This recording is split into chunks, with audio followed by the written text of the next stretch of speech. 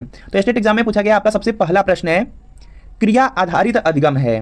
तो यहाँ पे इसका राइट आंसर हो जाएगा कर की हो जाएगा। जो कर के सीखना होता है वह क्रिया आधारित अधिगम होता है। तो यहाँ पर जो आपका ऑप्शन नंबर सी वाला है यह बिल्कुल यहाँ पे राइट आंसर होगा। इसके बाद अगला प्रश्न आपको यहाँ पर दिया है अधिगम प्रक्रिया में शिक्षार्थी है।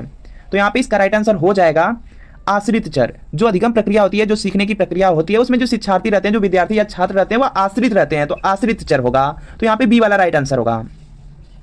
अगला प्रश्न आपके सामने की शैक्षिक उद्देश्य का मूल स्रोत है। तो यहाँ पे इसका राइट आंसर हो जाएगा मानव अनुभव। जो शैक्षिक उद्देश्य है उसका जो मूल स्रोत है वह मानव अनुभव से होता है। तो यहाँ पे ये वाला बिल्कुल राइट आंसर हो जाएगा। इसके बाद नेक्स्ट प्रश्न आपको यहाँ पे दिया गया है उद्देश्य के बारे में दिया गया है। तो यहाँ पे इसका राइट आंसर आपका हो जाएगा, देखेंगे जो उद्देश्य है यह अमूर्त अवबोध सम्मिलित कर सकता है, मापन में कठिन है और प्रशंसा सम्मिलित कर सकता है। तो यहाँ पे जो उपयुक्त सभी वाला ऑप्शन है जो डी वाला है यह राइट आंसर होगा। अगला प्रश्न आपके सामने की दर्शन शास्त्र का उपयोग शिक्षा में है। तो यहाँ पे इसका जो राइट आंसर है यह देखेंगे हो जाएगा यहाँ से उद्देश्य चयन में। दर्शन शास्त्र का जो उपयोग है वह शिक्षा में उद्देश्य के चयन में किया जाता है। तो सी वाला राइट आंसर होगा। पारंपरिक शिक्षण है।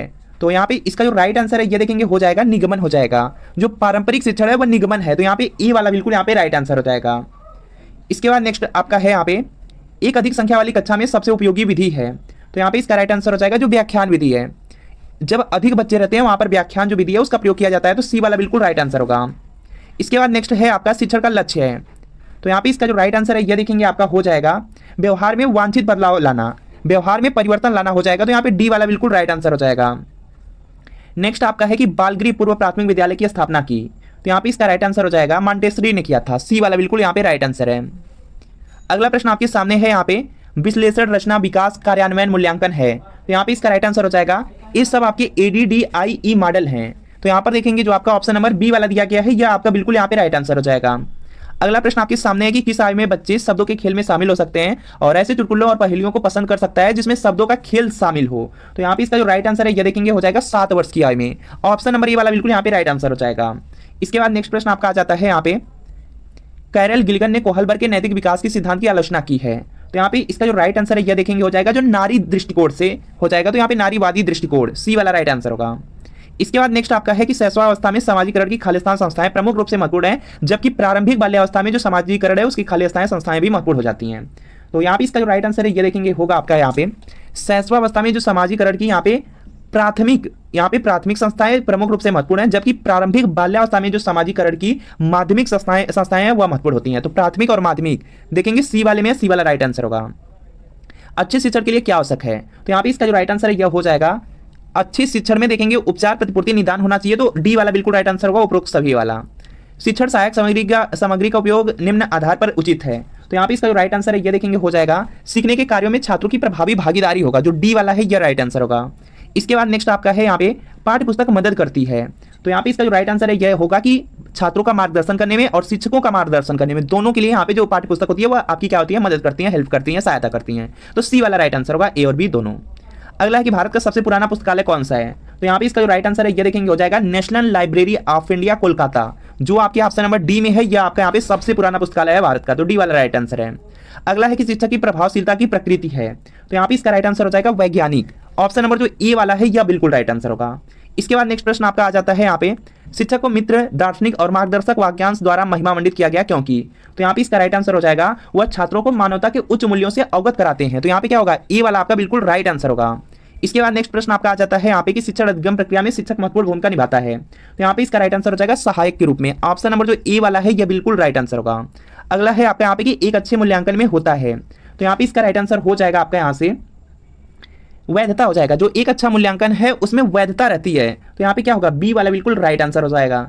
इसके बाद नेक्स्ट आपका यहाँ पर है निम्नलिखित में से कौन मूल्यांकन का प्रकार नहीं है। तो यहाँ पे इसका राइट आंसर हो जाएगा जो देखिए निर्माणात्मक है, संज्ञानात्मक है और जो CCE है सतत और व्यापक मूल्यांकन, यह सब आपके मूल्यांकन के ही प्रकार हैं। लेकिन जो वाद विवाद है यह आपका मूल्यांकन का प्रकार नहीं है। तो बी वाला बिल्कुल राइट आंसर होगा। अगला प्रश्न आपके सामने स्क्रीन पर है कि मूल्यांकन संबंधित है। तो यहाँ पे इसका राइट आंसर हो जाएगा जो मूल्यांकन होता है वह विषय या किसी उद्देश्य या अधिगम प्रक्रिया से संबंधित रहता है। तो यहाँ पर जो डी वाला है उपरोक्त सभी वाला सही होगा। तो डी वाला बिल्कुल राइट आंसर है। अगला है कि निम्नलिखित में से कौन सा कथन है जो पाठ्यचर्या संबंधित नहीं है। तो यहाँ पे इसका जो राइट आंसर है यह देखेंगे आपका हो जाएगा यह छात्रों के अधिगम अनुभव से संबंधित है। पहला तो आपका सही है। यह अध्ययन के कार्यक्रम से संबंधित, यह भी सही है। यह पाठ्यक्रम रूपरेखा की संरचना है। तो यहाँ पे जो सी वाला सिर्फ सही नहीं है, बाकी यहाँ पे तीनों सही हैं। तो सी राइट आंसर होगा। पाठ्यक्रम भाग है, तो यहाँ पे इसका जो राइट आंसर है यह हो जाएगा पाठ्यचर्या का। जो पाठ्यक्रम है वह देखेंगे आपके यहाँ पे पाठ्यचर्या का भाग होता है, तो बी वाला बिल्कुल राइट आंसर होगा।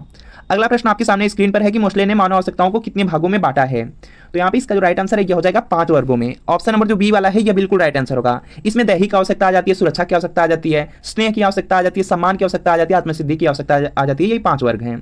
इसके बाद नेक्स्ट आपका है कि सीखना एक स्वाभाविक क्रिया है, तो यहाँ पे इसका राइट आंसर हो जाएगा जो सीखना है जितने भी जीवित प्राणी हैं उनकी स्वाभाविक प्रक्रिया है, तो ए वाला बिल्कुल राइट आंसर होगा। इसके बाद नेक्स्ट इनमें से कौन शिक्षण अधिगम में कोई भूमिका अदा नहीं करता है, तो यहाँ पे इसका राइट आंसर हो जाएगा जो जातिगत अनुभव है वह शिक्षण अधिगम में कोई भूमिका अदा नहीं करता है, तो यहाँ पे जो डी वाला है यह बिल्कुल यहाँ पे क्या होगा, राइट आंसर होगा।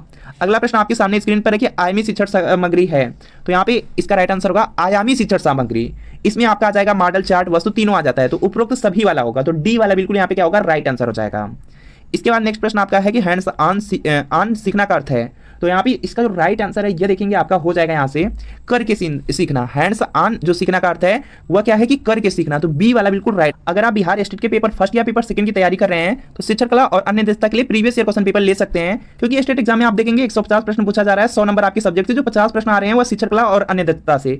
अगर आप सिर्फ प्रीवियस ईयर क्वेश्चन पेपर कर लेते हैं तो आराम से 35 से 40 प्रश्न आप यहाँ पे शिक्षण कला में बहुत इजीली कर पाएंगे। प्रीवियस ईयर क्वेश्चन पेपर आपको सिर्फ 2019, 20, 23, 24 का पढ़ना है। इसमें आपको सभी सब्जेक्ट मिलने वाले हैं, जैसे शिक्षण कला, जीके, रीजनिंग, मैथ मिलने वाला, पूरा 50 प्रश्न का सेट रहेगा, पूरे 46 पेपर का हल मिलने वाला है आपको। आंसर की के साथ मिलेगा, एक्सप्लेनेशन रहेगा, सॉल्यूशन रहेगा, व्याख्या रहेगा।